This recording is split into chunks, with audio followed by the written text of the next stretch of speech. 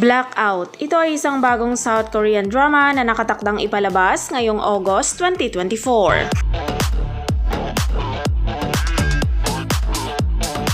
Blackout ay isang crime thriller drama na sinusundan ng kwento ng isang binata na inakusahan ng pagpatay sa isang misteryosong kaso kung saan walang nakitang bangkay.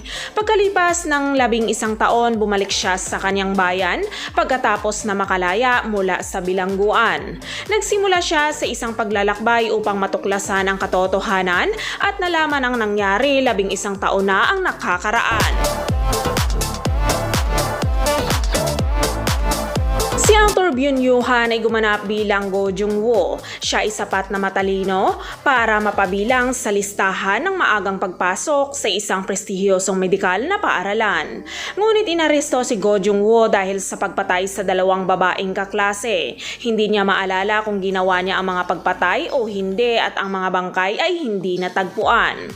Matapos magsilbi ng 1 dekada sa bilangguan, bumalik si Go Jung-woo sa kanyang bayan upang magsimula ng isang bagong buhay.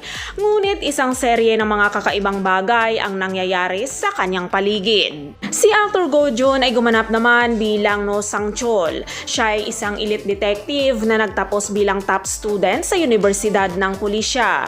Ngunit sa kanyang kasal, ang kanyang nobya ay brutal na pinatay. Ang kanyang buhay ay ganap na nagbago at ang kanyang karera ay nasira. Pagkatapos ay ibinaba siya sa hampilan ng pulisya sa bayan ng Muncheon. Dahil sa isang insidente, sinimulan niyang muling imbestigahan ang kaso ni Go Jung-woo at sinubukan nilang aklasin ang katotohanan na nangyari noong araw na pinaslang ang 2 babae. Habang si actress Go Bok-yeol naman ay gumanap bilang Choi Na-gyum. Siya ay ang kaklase ni Go Jung-woo sa high school. Matagal na may gusto siya kay Jung-woo at buong puso niyang itinaguyod ito habang si Jung-woo ay nasa kulungan. Mula nang makalaya si Jung-woo, pinangarap niyang magkaroon ng masayang buhay kasama si Jung-woo. Samantala, si actress Kim Bora ay gumanap bilang Hasol. Siya ay nag-leave of absence sa medical school.